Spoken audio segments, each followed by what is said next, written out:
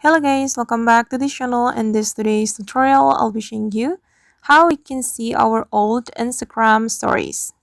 Alright guys, let's get into it. First of all, we can open our Instagram application on our phone.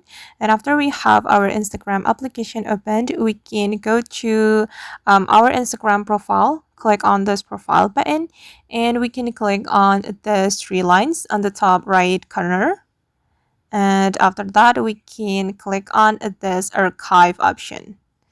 All right, and these are my stories archive on my Instagram, and we can also click on this calendar icon to see our stories on our calendar like this.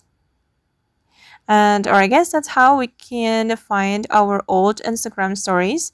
I hope this tutorial will be useful for you. Thank you so much for watching.